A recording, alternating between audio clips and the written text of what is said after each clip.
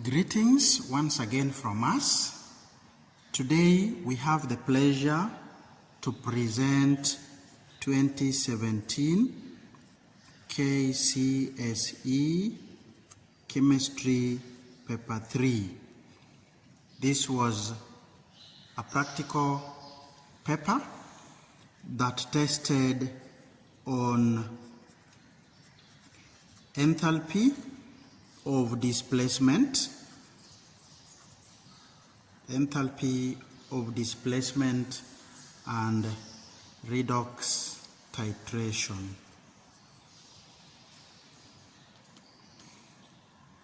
Welcome as we take a journey through 2017 KCSE Paper 3. So, in 2017 practicals, a student was provided with, for number 1, solution A, which is a 0.5 molar copper 2 sulfate.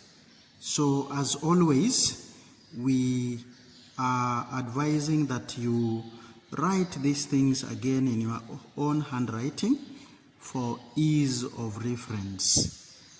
So this is our solution A, 0.1 molar copper 2 sulfate. Solid B1 was a metal powder which apparently we did not know because it was provided from the examiner. Then we had solution solid B2, which was iron 2 or iron powder, that is. And lastly, we were given solution C, which was a 0.02 molar acidified potassium manganate 7, our usual oxidizing agent in many redox titrations. So let us see what you are required to do. You are required to determine two things. One, the enthalpy change for the displacement reaction between metal B1 and copper 2 sulfate. And thereafter, we were required to find the mass of ion that reacts with copper 2 sulfate in the displacement reaction. So, procedure. We had actually 3 procedures. Procedure 1 had A and B, and then we had procedure 2. So let us go through the procedures and see what the examiner expected of us. So for procedure 1A part 1, we were told that using a pipette and a filler, place 25 cubic centimeters of solution A. Don't forget, solution A is our 0.5 molar copper 2 sulfate. So we are supposed to place 25 of it into a 100 ml plastic beaker. We were supposed to allow it to stand for about 1 minute and then measure the temperature of this solution. We have not added anything, it is just a solution inside a beaker. So this temperature, which we measure after 1 minute, we were supposed to have recorded it as initial temperature in our table. Then we were supposed to add all of the solid B. Solid B was a solid, confidential solid from the examiner, so we did not know what it was, neither were we given its mass. So we were supposed to add the whole of it to the solution. We were supposed to have stirred the mixture carefully with a thermometer and measure the highest temperature reached. The examiner gave us a hint that this would be reached after about 5 minutes. Then we were supposed to have recorded our readings in table 1 as well as maximum temperature. And then we go ahead and find the change in temperature. This is a discussion, so we will pick up arbitrary values that a student would have gotten. So let's assume that your initial temperature was 25.0 degrees Celsius. Of course, the unit is already here, so we just write the value in the table. Maximum temperature, suppose a student got 43.5, for example. Then change in temperature, if you do that subtraction, you are supposed to get 18.5. Now, this table was awarded 3 marks. Before we continue, let me clarify where the marks came from. The first mark would be for the complete table. Have you done as we have just done up here? If you have done so, you are worth 1 mark. But there were penalties for not completing the table, and these penalties came from incorrect subtraction. For example, if you subtracted wrongly here, we would deny you a half a mark. Okay? So we have wrong subtraction, taking away your half a mark. Again, if your maximum temperature was less than initial, again you lose half a mark. For example, that would mean maybe you have inverted your table. Where maximum is, you wrote initial, and where initial is, you wrote maximum. Then now, the maximum would be less than the initial, and for that matter, you would actually get to lose a half a mark. Lastly, you would lose a half a mark on complete table if your initial temperature would be less than 10 degrees. Okay?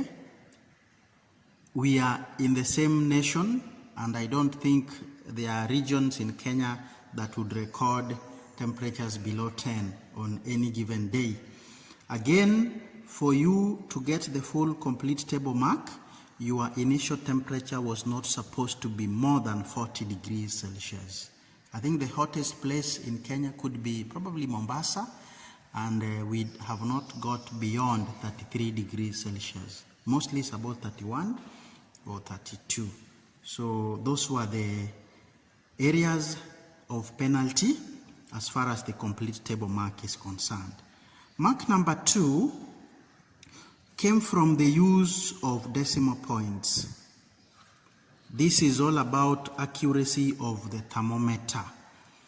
And students, I want to tell you here that for you to score 1 mark for use of decimal points, we allow whole numbers, because for a thermometer you can read whole numbers. So here I've used 1 decimal point, but if I was able to get whole numbers like maybe 43, 25 and then 18, I would still score the mark for use of decimal points. So in a thermometer, not a burette, a thermometer, we allow whole numbers. Then we will also allow 1 decimal points like I have here, but there is a catch. We only allow 0.0 or 0.5, which means the digit in the first decimal place must either be a 0 or a 5. Again, for the thermometer, we allow 2 dp, but again there is a catch. Your 2 decimal points must be either 0.00 or 0.25 or 0.50 or 0.75. So when you're using a thermometer, all these are allowed. And if you did the correct thing, you are to get the 1 mark for use of decimal points. Lastly, we had a mark for accuracy. And here, we were able to compare your initial temperature. This mark was tied to just the initial temperature, not maximum and not the change. So when we compare your teacher's value, what we always call school value, and your initial temperature, we gave an allowance of plus or minus 2 degrees Celsius for you to score the mark on accuracy. That is totaling 3 marks, which we always ask all students to score, because this is a very simple manipulation of the thermometer. Okay, so our procedure 1 is done. Let us continue with the rest of the questions, but I hope you have some idea on what solution A is and probably our change in temperature. We are going to use some of these to calculate our enthalpy of displacement. So coming to calculations, we were asked to calculate number of moles of copper 2 sulfate used. I was right. So remember, this one was our solution A, 0.5 molar copper 2 sulfate, and we used only 25 cubic centimeter. So first principle approach would work here. The 0.5 moles were present in a liter of solution, but we only used 25. So how much of the number of moles should we have? Simple cross multiplication gives this, and we get an answer of 0.0125 moles. Again, you can leave the value the way it is because the stem of the question has specified what you are calculating. But if you are to give us the units, well and good, it has to be moles or mole, like that, because this one is not acceptable. Moles, this one is a wrong unit. So I would urge our students, if you are not sure of the unit, please don't put any unit in cases where the question has specified what is being calculated. Rather, when what is being calculated is specified in the stem of the question, we don't expect to award marks for the unit. So you can as well leave your answer as digits. Moving on, we are now asked to calculate the enthalpy change, and as usual, enthalpy change is the change in heat content being given by mc delta T or mc theta or any other formula that your teacher would have taught you. Now for the mass, we shall go for the density of the mixture, 1 gram per cubic centimeter. So it means mass is the same as volume. We used 25 cubic centimeter for our copper 2 sulfate. When it comes to these calculations, we ignore the mass of solid that was added. So we shall use only 25 for M, multiply by specific heat capacity, and we multiply by change in temperature, which was 18.5 degrees Celsius. And because I want my answer in kilojoules, allow me to divide by 1000. So that gives me negative 1.9425. This time kilojoules. And please take note, K small, J capital. Then this one here is molar enthalpy. What we have gotten here is for only 0.0125 moles, which reacted, but we need molar enthalpy. So we don't end here. We proceed that if only 0.0125 moles were able to give us 1.9425 kilojoules, how many kilojoules would 1 molar solution would have given us? So this would be 1 times 1.9425 over 0.0125, and we get negative 155.4. This time it is kilojoules per mole. The space cannot allow me to write that in a straight line, but I believe you've seen what we do. So maybe on how the 1 mark is awarded, this calculation here a half and this one a half, but here we are checking 2 things. One, did you put your sign?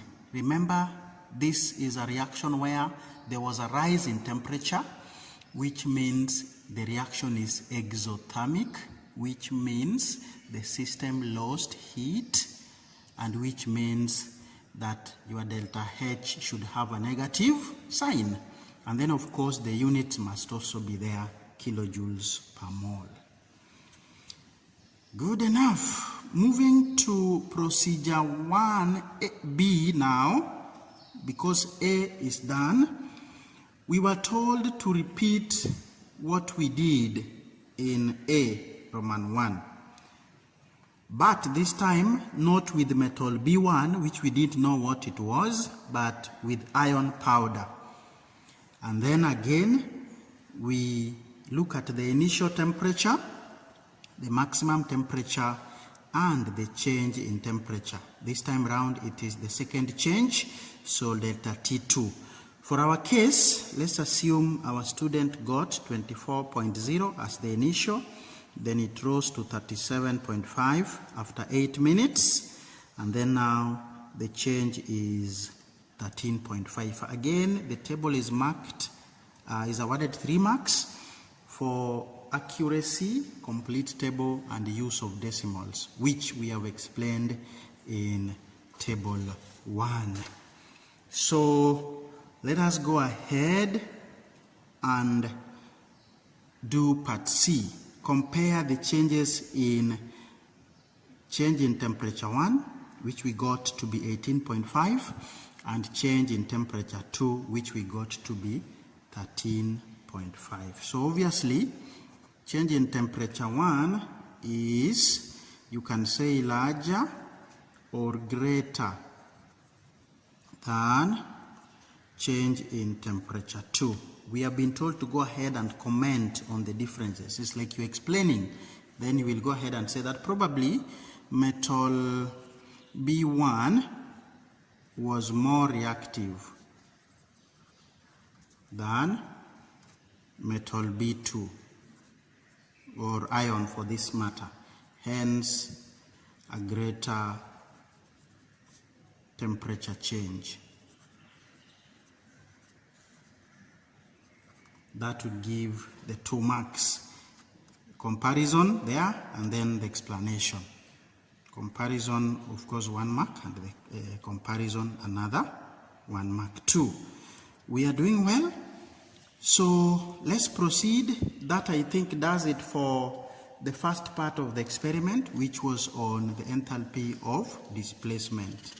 So we move on to procedure 2, which is redox titration. So fill a burette with solution C. Looking at our page 1, solution C is a 0.2 molar acidified potassium manganate 7. Then the mixture we obtained in procedure 1B, if you can remember, procedure 1B, we put in copper 2 sulfate solution, about 25 cubic centimeter of it, and then we added iron. So this mixture here, after the reaction, we were able to get iron 2 sulfate, and then copper would be displaced. So in short, the resultant solution after the reaction in procedure 1B is actually iron 2 sulfate, which now we want to react with potassium manganate 7. This is redox titration. We have said more than once that in redox titration, we are reacting a reducing agent and an oxidizing agent. The common oxidizing agent is acidified potassium manganate 7, and the common reducing agent is a solution containing iron 2 ions in the form of iron 2 sulfate, which we have here, or in form of ammonium iron 2 sulfate, which we looked at in our previous video. So a good student now has seen where the examiner actually was heading to by setting this question. So we proceed. We are told to wash, we filter the mixture so that we can get rid of copper, and then we have this as our filtrate. Then we wash our residue with the distilled water. We want to ensure all the iron 2 sulfate has been taken into the volumetric flask. So you are supposed to rinse this several times so that it doesn't go with some traces of our filtrate. So wash the residue with distilled water and add into the flask. Add more distilled water to make up to the mark. Remember, our volumetric flask is 250 ml.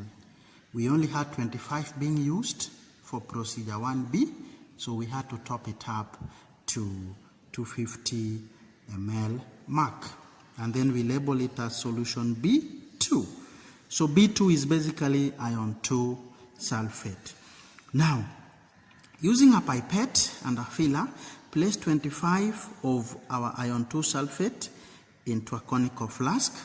Titrate it with acidified potassium manganate 7 until a permanent pink color just appears. A very good redox titration, and this time round, our reducing agent, our iron 2 sulfate, has come from a reaction between copper 2 sulfate and iron metal.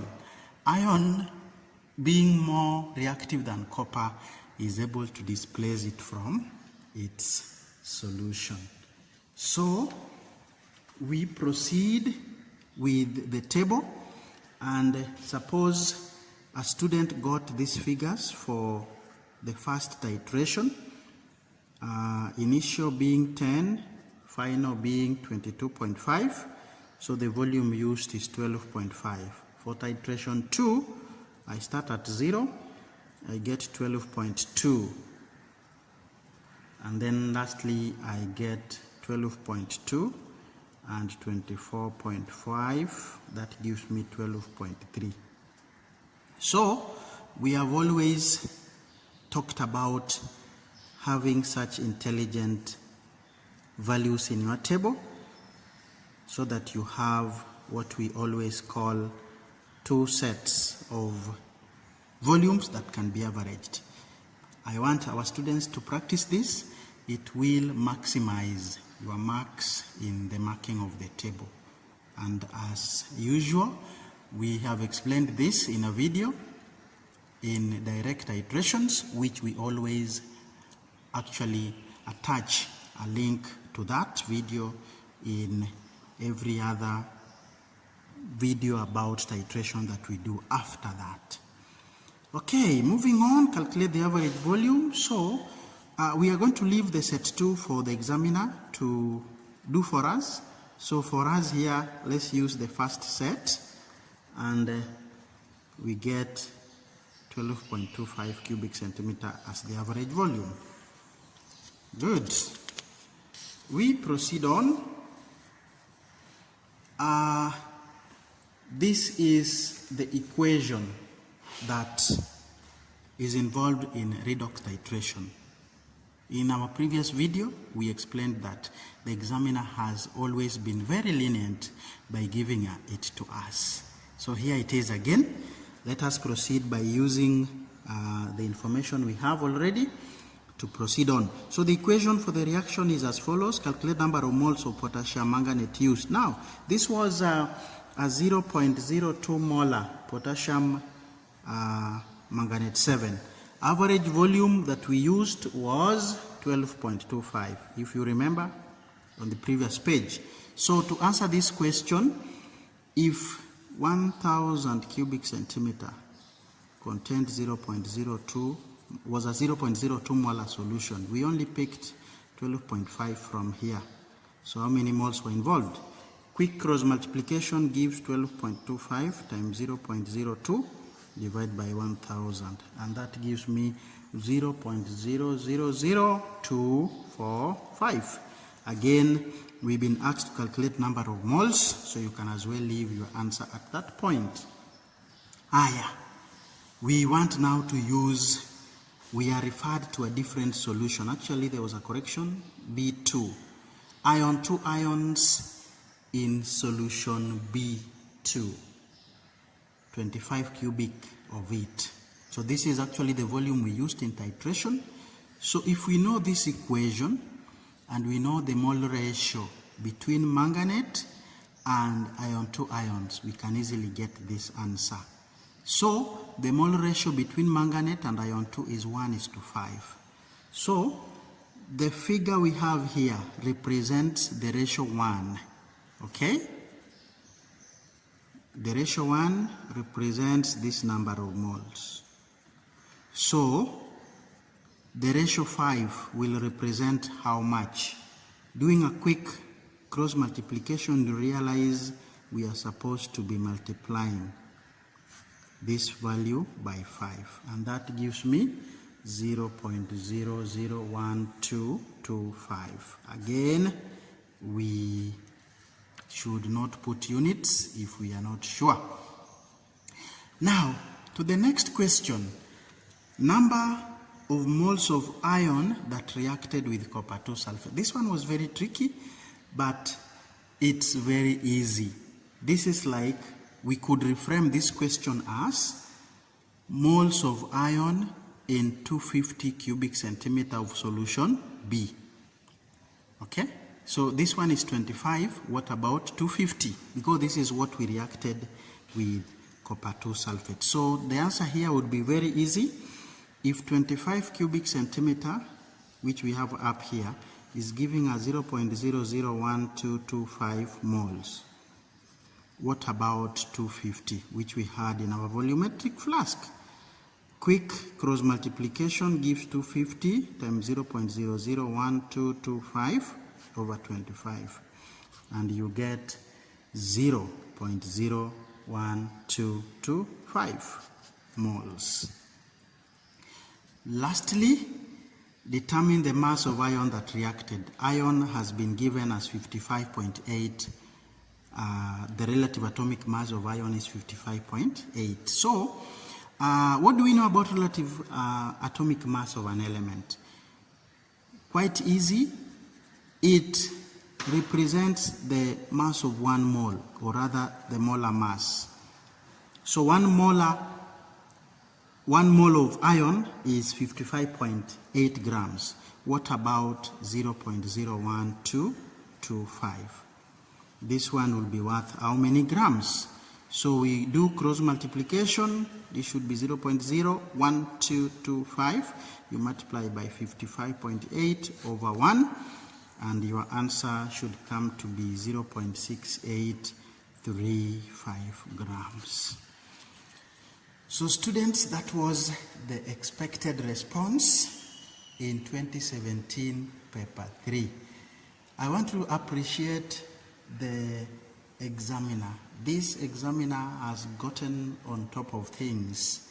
They are setting very intelligently done questions. Well researched, very enjoyable if you know what is happening. We pray that with these videos you get to understand what goes on in these tests so that you enjoy this beautiful subject. We thank you for being with us, and let's hope to catch up in the next video. Thank you very much.